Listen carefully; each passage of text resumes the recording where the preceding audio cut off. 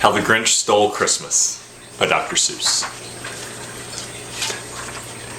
Every Who down in Whoville liked Christmas a lot, but the Grinch, who lived just north of Whoville, did not.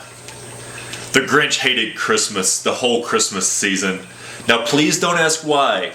No one quite knows the reason. It could be that his head wasn't screwed on just right. It could be, perhaps, that his shoes were too tight. But I think that the most likely reason of all may have been that his heart was 2 sizes too small. But whatever his reason, his heart or his shoes, he stood there on Christmas Eve, hating the Whos, staring down from his cave with a sour, Grinchy frown at the warm lighted windows below in their town. For he knew every Who down in Whoville beneath was busy now hanging a mistletoe wreath. And they're hanging their stockings, he snarled with a sneer. Tomorrow is Christmas, it's practically here. Then he growled with his Grinch fingers nervously drumming. I must find some way to stop Christmas from coming. For tomorrow he knew all the Who girls and boys would wake bright and early. They'd rush for their toys. And then, oh the noise, noise, noise, noise. That's one thing he hated. The noise, noise, noise, noise. Then the Whos young and old would sit down to a feast. And they'd feast, and they'd feast, and they'd feast, feast, feast, feast. They would feast on Who pudding and rare Who roast beast, which was something the Grinch couldn't stand in the least. And then he'd do something he liked least of all. Every Who down in Whoville, the tall and the small, would stand close together with Christmas bells ringing. They'd stand hand in hand, and the Whos would start singing. They'd sing and they'd sing, and they'd sing, sing, sing, sing. And the more the Grinch thought of this Who Christmas sing, the more the Grinch thought, I must stop this whole thing. Why, for 53 years I've put up with it now. I must stop this Christmas from coming.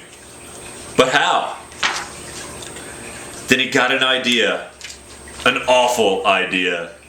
The Grinch got a wonderful, awful idea. I know just what to do, the Grinch laughed in his throat, and he made a quick Santa hat and coat. And he chuckled and clucked, what a great Grinchy trick, with his coat and his hat.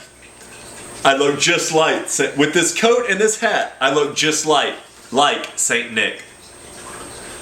All I need is a reindeer, the Grinch looked around. But since reindeer are scarce, there were none to be found. Did that stop the old Grinch?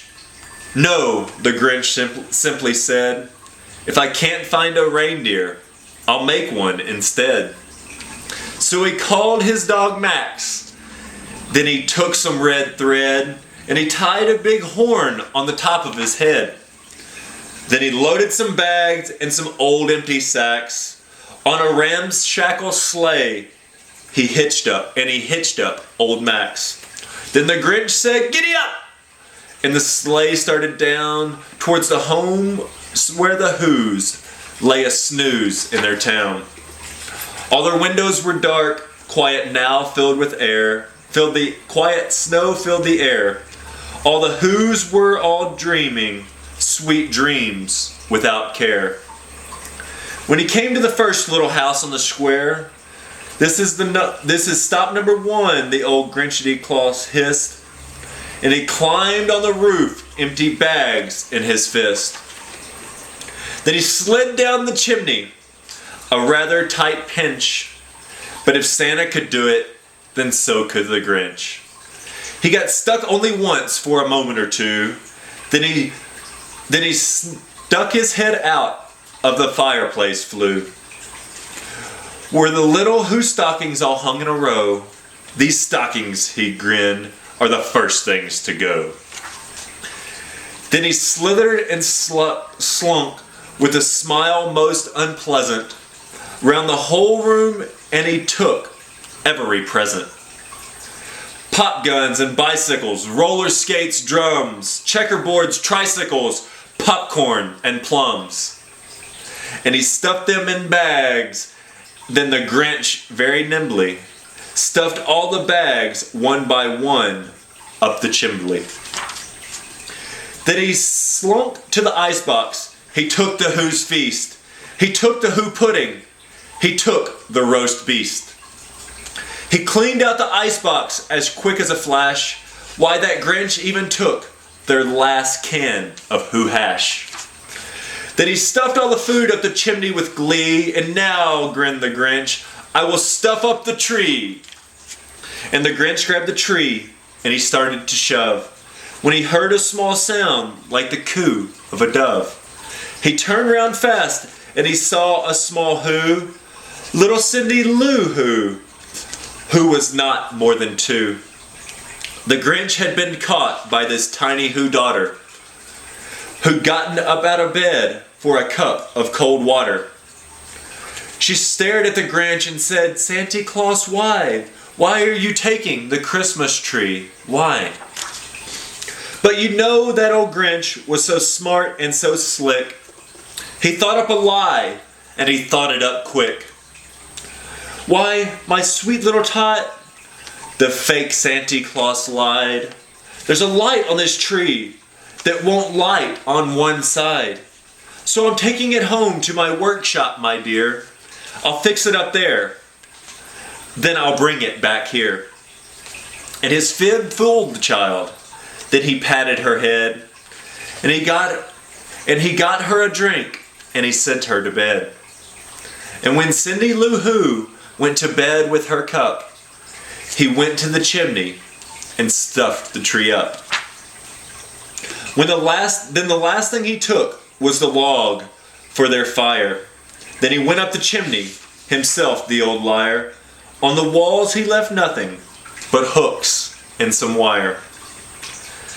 And then one speck of food that he left in the house was a crumb that was even too small for a mouse. Then he did the same thing to the other Who houses, leaving crumbs much too small for the other Who's mouses. It was 1/4 dawn, all the Who's still abed, all the Who's still a snooze, when he packed up his sled.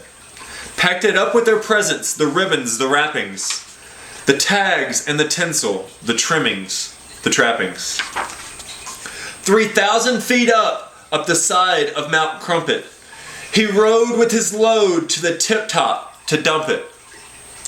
Pooh-poohs to the Who's, he was grinchishly humming. They're finding out now that no Christmas is coming. They're just waking up. I know just what they'll do. Their mouths will hang open a minute or two. Then the Who's down in Whoville will all cry, boo-hoo. That's a noise, cried the Grinch, that I simply must hear. So he paused, and the Grinch put his hand to his ear. And he did hear a sound rising over the snow. It started in low, then it started to grow. But the sound wasn't sad. Why, the sound sounded merry. It couldn't be so, but it was merry, very. He stared down at Whoville. The Grinch popped his eyes. Then he shook. What he saw was a shocking surprise. Every Who down in Whoville, the tall and the small, was singing without any presents at all. He hadn't stopped Christmas from coming. It came. Somehow or other, it came just the same. And the Grinch, with his Grinch feet ice cold in the snow, stood puzzling and puzzling. How could it be so? It came without ribbons, it came without tags, it came without packages, boxes, or bags.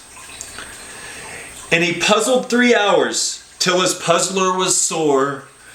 Then the Grinch thought of something he hadn't before. Maybe Christmas, he thought, doesn't come from a store. Maybe Christmas, perhaps, means a little bit more. And what happened then? Well, in Whoville they say that the Grinch's small heart grew 3 sizes that day. And the minute his heart didn't feel quite so tight, he whizzed with his load through the bright morning light. And he brought back the toys and the food for the feast. And he himself, the Grinch, carved the roast beast.